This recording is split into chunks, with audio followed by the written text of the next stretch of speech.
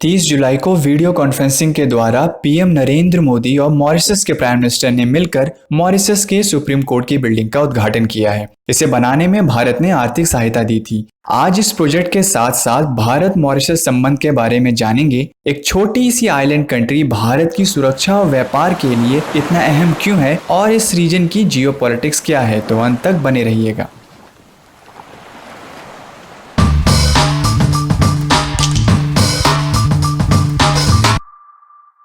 नमस्कार, द ज्ञान गंगा में आपका स्वागत है। मॉरिशस एक आइलैंड कंट्री है जो इंडियन ओशन के साउथ वेस्ट रीजन में पड़ता है।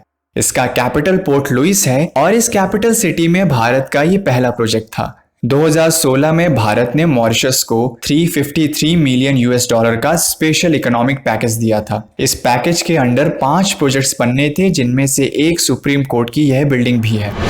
तो इंडिया मॉरिशस के आपसी संबंध कैसे और कब बने? भारत और मॉरिशस के बीच हमेशा से social and cultural, economic, political, historical और मिलिट्री संबंध रहे हैं। माना जाता है भारत मॉरिशस के ऐतिहासिक संबंध 1730 से हैं। मॉरिशस 1968 में अंग्रेजों से आजाद हुआ, पर भारत ने अपने डिप्लोमेटिक रिलेशन 1948 में ही स्थापित कर दिए थे। मॉरिशस में एक बड़ा इंडियन डायस्पोरा रहता है। मॉरिशस की 68% पॉपुलेशन इंडियन ओरिजिन की है। ये लोग प्रवासी भारतीय दिवस फोरम का अहम हिस्सा हैं। यह फोरम इंडियन डायस्पोरा के इश्यूज को लेकर काम करता है। अब भारत इतनी इन्वेस्टमेंट कर रहा है, स्पेशल इकोनॉमिक पैकेजेस दे रहा है, तो मॉरिशस भारत के लिए इतना इंपॉर्टेंट क्यों है?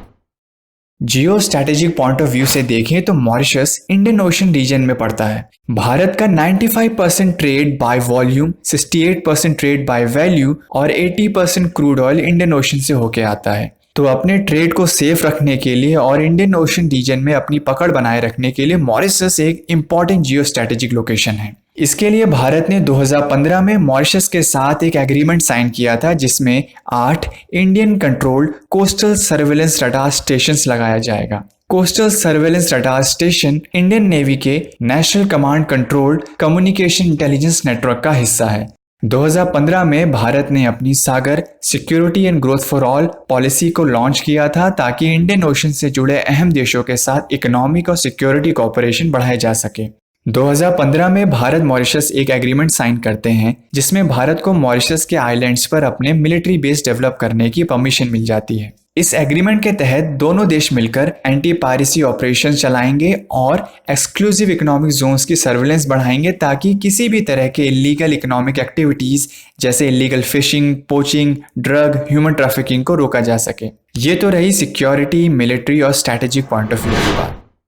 अगर हम जियो इकोनॉमिक पॉइंट ऑफ व्यू से देखें तो मॉरिशस की लोकेशन ऐसी है जो इंडियन ओशन और वेस्ट के बीच में है। यह इंडियन ओशन रीजन के कनेक्टिविटी और कॉमर्स में अहम योगदान निभाता है। Mauritius African Union, Indian Ocean Rim Association और इंडियन ओशन कमीशन का मेंबर है। तो मॉरिशस के जरिए भारत कई देशों के मार्केट का एक्सेस आसानी से पा सकता है। इससे आपको अलग अलग रीजन्स में ट्रेड एक्सपैंड करने में सहूलियत होगी। स्मॉल आइलैंड्स डेवलपिंग स्टेट्स का फाउंडिंग मेंबर होने की वजह से भी मॉरिशस की इंपॉर्टेंस और बढ़ जाती है। भारत मॉरिशस का लार्जेस्ट ट्रेड पार्टनर है और मॉरिशस का लार्जेस्ट इंपोर्ट भारत से ही आता है। मॉरिशस को भारत से मिले टैक्स बेनिफिट्स की वजह से ज्यादातर कंपनीज मॉरिशस के जरिए भारत में इन्वेस्ट करती हैं। इसलिए मॉरिशस भारत का second largest source of foreign direct investment है। पहले नंबर पर सिंगापुर आता है।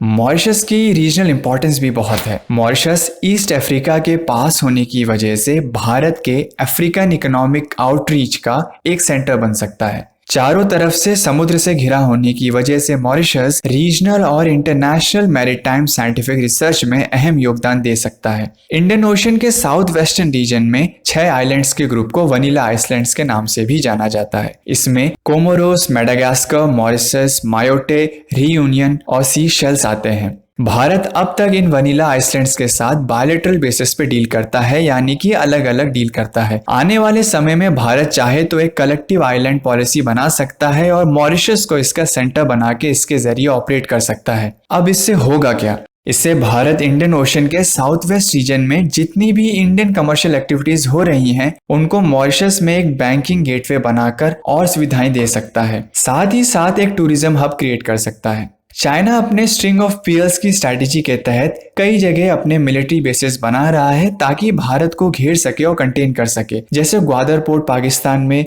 हम्बनटोटा पोर्ट श्रीलंका में, क्याप्यू पोर्ट म्यांमार में। तो चाइना को काउंटर करने के लिए भारत को इंडियन ओशन रीजन में मॉरिशस, मालदीव, श्रीलंका और सीशेल्स जैसे लोकेशंस पर अपना प्रभाव और सहयोग बढ़ाने की जरूरत है। इंडियन ओशन में अपना डोमिनेंस बढ़ाने के लिए कई देश, जिनमें से चाइना भी एक है, खूब कोशिश कर रहे हैं। मॉरिशस इंडियन ओशन रीजन की सिक्योरिटी के लिए बहुत इंपॉर्टेंट फैक्टर है और भारत को इस मौके को हाथ से नहीं निकलने देना चाहिए। Long live India Mauritius friendship. Thank you very much. तो आज के लिए बस इतना ही। उम्मीद है आपको कुछ सीखने को मिला होगा। Please subscribe, like and share. जय हिंद।